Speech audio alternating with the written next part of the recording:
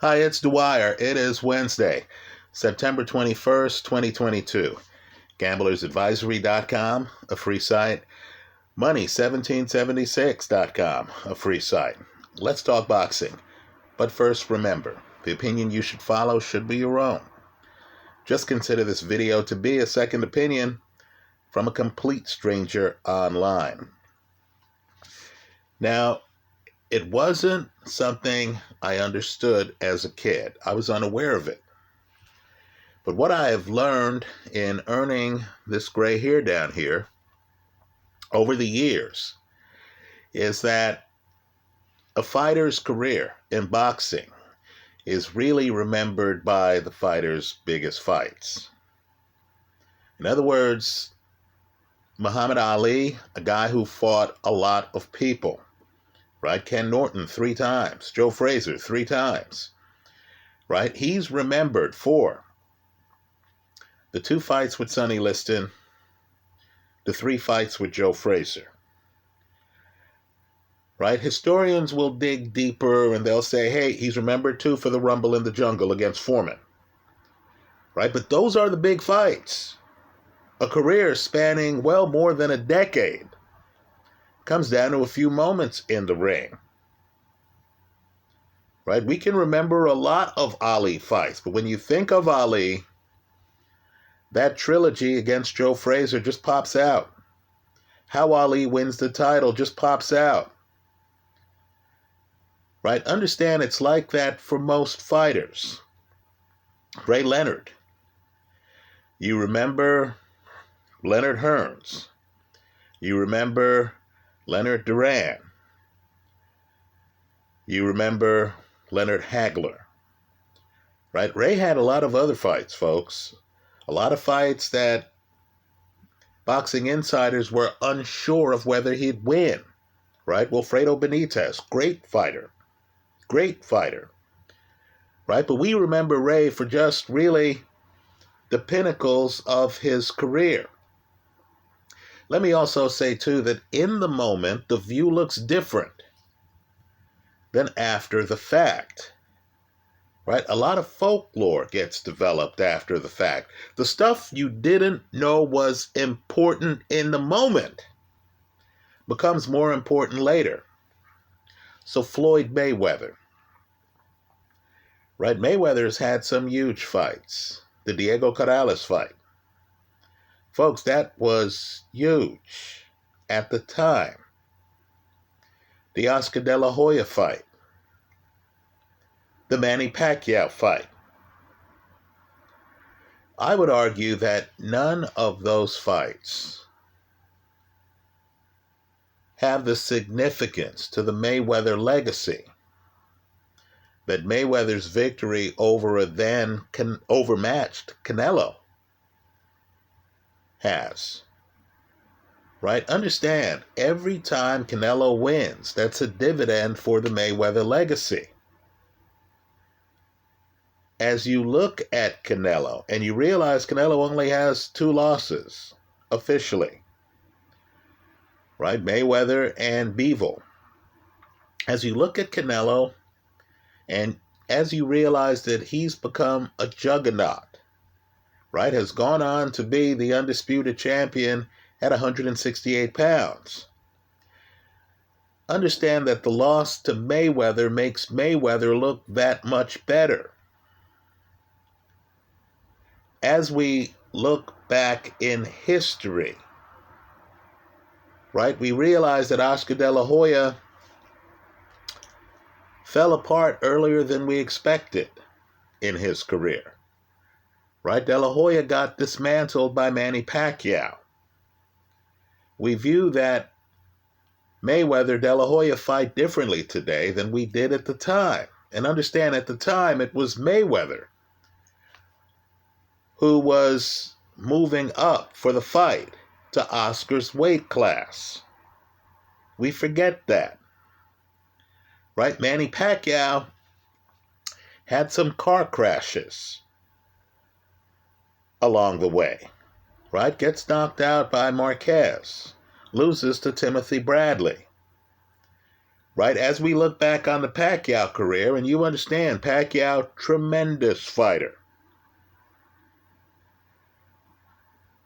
right? But as we look back at that Mayweather-Pacquiao fight, the feeling is that fight took place too late. The guy should have fought years earlier, right? An argument can be made that Canelo right now has a glow that Pacquiao last had several years ago, well before his fight against Floyd Mayweather. Let's talk about another narrative that shifted, that I believe will age well, but of course is still in progress because the fighter is coming back. Deontay Wilder, whatever you and I think, was a 5-year heavyweight champion. 5 years. Right? Understand that has a special significance. Very few guys were champions for 5 years. Now, here online, it's interactive. People have spoken. I once made a video where I pointed out that Deontay Wilder was a future Hall of Famer, right?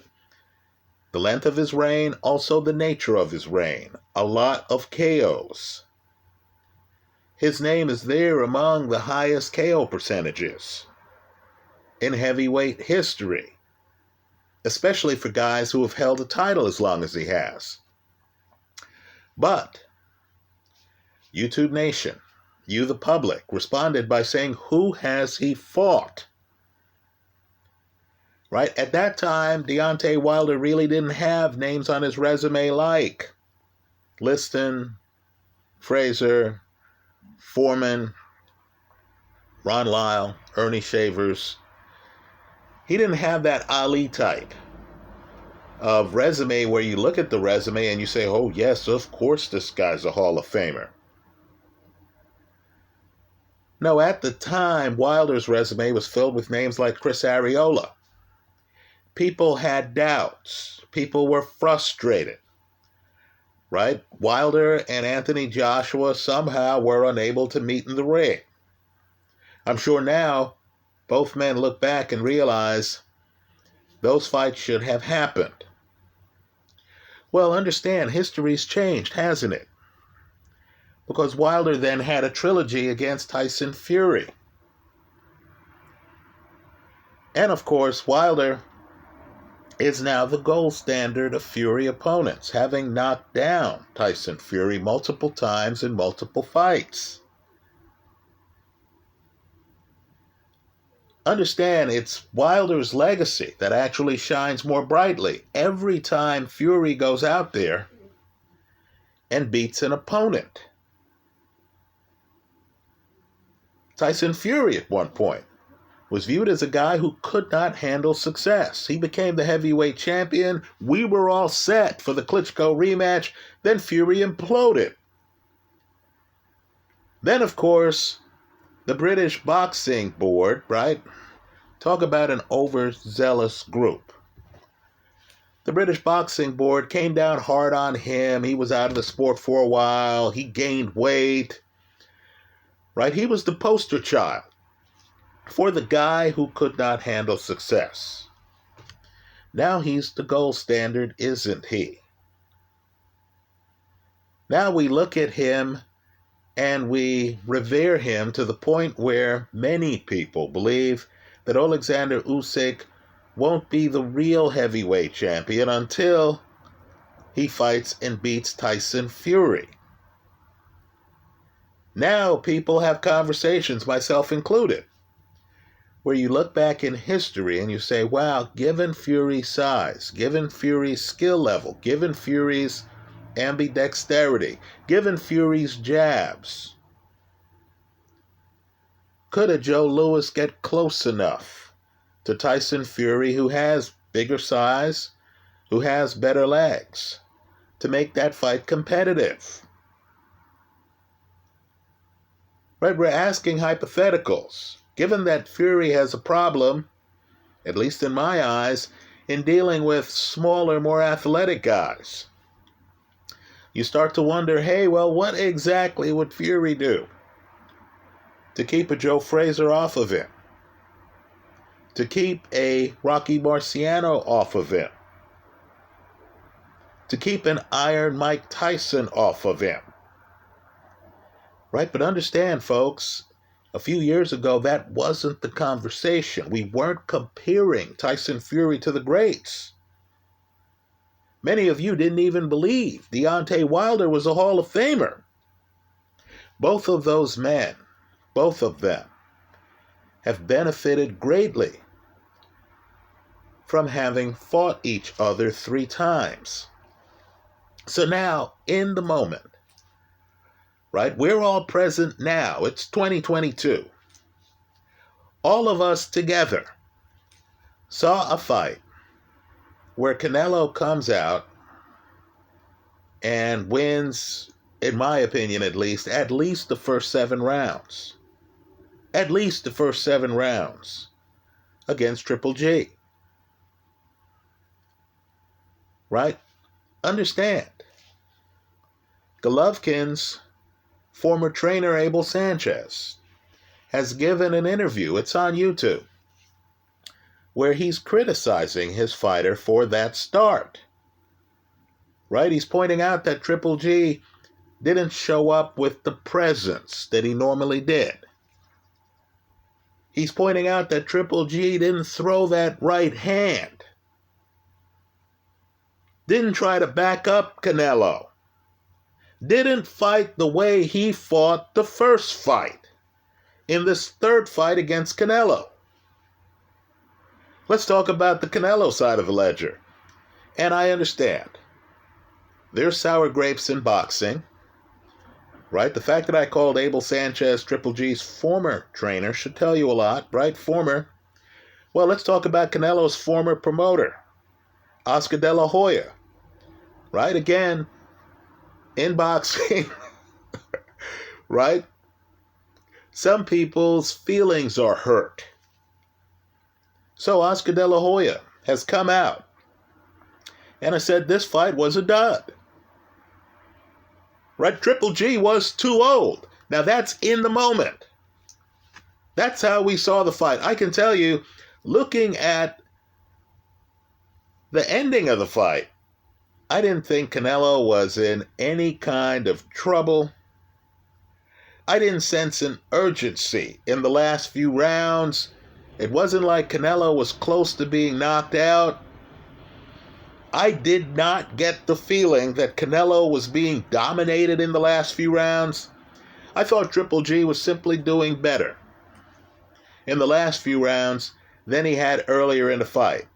It didn't mean to me that Triple G was sweeping the last few rounds. It didn't even mean to me that Triple G was winning some of those last few rounds. I saw Canelo landing some really crisp counters. Right? I saw Triple G being reckless at times, trying to open up and getting caught. Now that's in the moment. When they announced the decision, there wasn't a lot of suspense for me. In other words, in the closing seconds of the 12th round, I thought, okay, Canelo won this fight. Right? That's how I saw it. So when they announced the decision, you thought, okay, well, Canelo won this fight. I wasn't on the edge of my seat thinking, oh, who's going to get the decision? But you and I know that's not how this fight is going to be remembered. Folks, I want you to look at the scorecards. Now, in the moment, Canelo's the clear winner. Clear winner. But on the scorecards,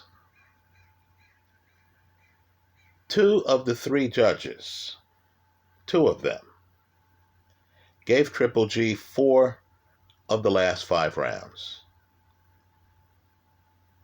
Right? 4 of the last 5. The other judge gave Triple G 3 of the last 5 rounds. After the fight, Triple G said that he thought he won the fight. At the end of the fight, he thought he was the stronger man.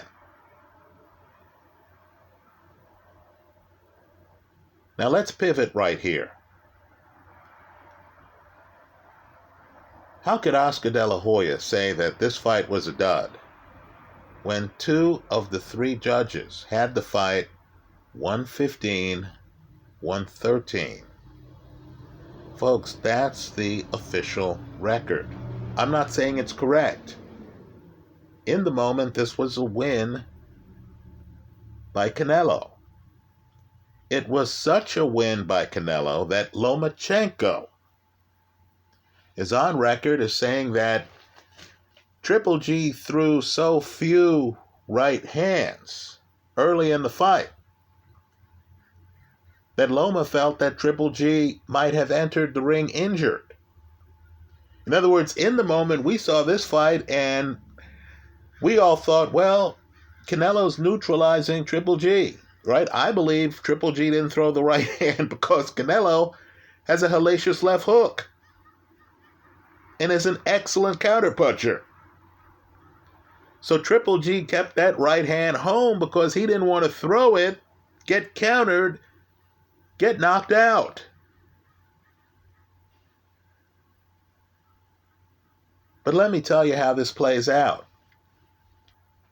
10 years from now, 15 years from now, folks are going to be in a bar arguing and someone is going to correctly state they have the official record behind them. 2 judges gave Triple G 4 of the last 5 rounds. Let's also talk about how stories develop. Canelo comes out against Bivol. This is the fight before this one. And Canelo, according to the judges, wins the first 4 rounds. He then goes on to lose the fight. You know the way boxing is. In the moment, we don't view Canelo as having a major stamina problem. But you and I know how storylines develop. Canelo lost the later part of the fight against Bivol. Canelo lost the later part of the fight against Golovkin. Right? Boxing pundits are going to be looking at Canelo, especially if he fights a guy with stamina, a strong closer, a David Benavidez, for example. People are going to be looking at Canelo and they're going to be thinking, wow, this fight in the 7th round is competitive. Is Canelo going to fade like he did in the Bivol fight and, according to the scorecards, like he did in the Triple G fight? Right? We're going to start talking about a stamina problem, just like we are in the heavyweight division with Anthony Joshua. Now, I don't know what fight people were watching. I'm hearing Joshua was winning the fight at the end of 9 rounds. That's not the fight I saw. Right? But that's the official record, and the official record affects the narrative. Well, of course, we have Joshua, and the feeling is Joshua had a chance. Joshua had a lead at the end of 9 against Usyk and then faded. Right? Isn't that the storyline? Zhang Zhili can relate because Zhang Zhili did fade against Jerry Forrest. He understood he fell apart late in that fight. Wins the fight. Well, gets a draw. Was lucky to get a draw. Right? It was Zhang Zhili trying to hold on to Jerry Forrest at the end of that fight. Well, then we had him ahead of Philippe Ergovic. I'm an Ergovic guy. And I was looking at the fight and I thought, man, Ergovic's in trouble here. And then Zhili lost some of the last rounds. Ended up losing the fight. So understand what happens. Fighter shows up. There's a narrative out there. Stamina problem. Right. It's all over the press. You know what? The judges are fans of the sport too. You can imagine that might impact the scoring. You're looking at a round, Triple G lands maybe a couple of shots. more than he has some earlier rounds. And suddenly you're thinking, oh man, is Canelo tired? Is Canelo finished? But suddenly that starts to govern a guy's life. So now we have Canelo coming out and saying, man, this wrist, it's been giving me problems. And fighters understand. Things like a wrist problem or a hand problem, those are major problems because this is a contact sport. Your wrist is going to get shaken up, especially if you hit as hard as Canelo. So Canelo, who's been operating on a murderous pace, fighting a lot against high-quality competition, has said, hey, I'm going to take some time off to make sure that this wrist heals. Now we're hearing that the wrist was a problem from before the Bivol fight. Right? Well, understand how age works. Canelo's in his 30s now, folks. Right? With age, you feel great. But there's that lingering knee problem. That trick knee. That tennis elbow. That hand that flares up every now and then. That wrist problem. And folks, it just shows up at the worst times possible, and it just throbs. Right? I'm just telling you, that's the way age works. Also, think about Dwyer's rule of relativity. Heavyweights age more slowly than everyone else. If you're Canelo's age and you're in the heavyweight division, we say, oh, you're a young man. Right? No one here is thinking that Anthony Joshua is an old man. He's in his 30s. Right? Guess what? Deontay Wilder is older than him. Guess what? Luis Ortiz is in his 40s. At heavyweight, we understand Luis Ortiz is still dangerous. Can go 12 rounds against Andy Ruiz. At 168, Canelo's age starts to become a factor. Folks, take a look at the ages at which Marvin Hagler and Andre Ward left the sport. Go back in history. Look at the ages at which people like Carlos Monzon left the sport. These were very successful fighters. Very successful. Well, Canelo, who's a first ballot Hall of Famer? There's no question about that. Has had a distinguished career. There's no question about that.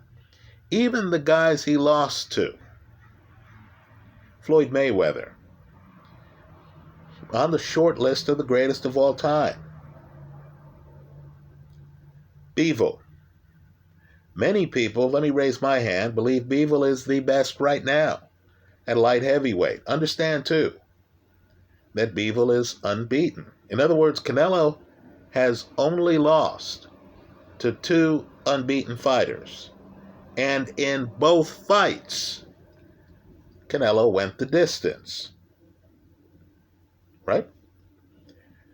Great career, but he's at the stage right now where that wrist injury is enough of a problem where he's taking time off. Right? So pay attention to legacies. I would argue that Triple G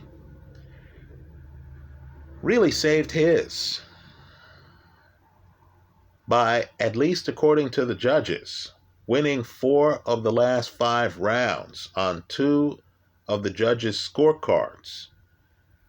Right? I'm telling you that 2 115, 113 scores, as this ages, are going to be viewed more and more favorably. Someone is going to say, man, Triple G at 40, had 2 115, 113 scores against Canelo. Arguably the best in the sport pound for pound, at least on the short list, right? With folks like Terrence Crawford and Errol Spence. We'll talk about their upcoming fight in a future video, right? But just understand, while De La Hoya and Sanchez and yours truly saw a fight that favored Canelo. In other words, there are times in that fight where you looked at the fight and you thought, wow, Triple G looks older than I thought he would have. What I want people to do is to look at the comment section in the post-fight video. Even the people who believed in Triple G pointed out that Triple G at times looked shot. Right, folks? We're defending Triple G in the comment section of the post-fight video. And they were saying, well, Triple G won 4 rounds. Right? They were saying that to defend Triple G. 8-4 is very different than 115-113. Because the scorecards came down the way they did, and because the scorecards seemed to indicate that Triple G mounted some major comeback, Triple G's reputation has actually been somewhat enhanced. So Chris Eubank, who I do expect to beat Nigel Benn's son, is now saying, Triple G, come back down to 160. Let's fight. Let's also realize, too, that at Triple G status, at Canelo status, the actual titles don't matter. If Triple G said, look, man, I'm 40. Player, I'll meet you halfway. I'll meet you at 164. I'm not going to lose 8 pounds from 168 here. Will anyone watching this video care whether or not a title is involved in the Chris Eubank Triple G fight? Right? Quite frankly, there are a few guys at 160 and 168 who need Triple G to help buttress their own credentials. Jamal, Charlo, are you listening? Anyway, just pay attention to the importance of perception. The way things seem right now aren't how they're going to seem 10 years from now. As we look back on people's legacies, right? As we see a Canelo winning fights, helping the Floyd Mayweather legacy. As we see a Tyson Fury winning fights, helping the Deontay Wilder legacy. Right? If Fury fights Joshua, and Joshua doesn't knock down Fury at least once, there are going to be a lot of people who are going to look at that and say, see, I told you. Joshua does not have the power of Deontay Wilder. Well, I'm just telling you, 10 years from now, expect to be in a pub someplace. And expect someone to say, look, even at 40, Triple G had 2 judges who saw this fight 115, 113. In the moment, we think the same judge is the 3rd judge, who had Canelo winning the fight by a wider margin. 10 years from now, he's going to seem like the crazy judge, especially if Triple G decides to continue his career and ends up beating a Charlo and a Eubank. That's how I see it. Let me hear from you. I hope you leave your comments in the comment section of this YouTube video. Thanks for stopping by.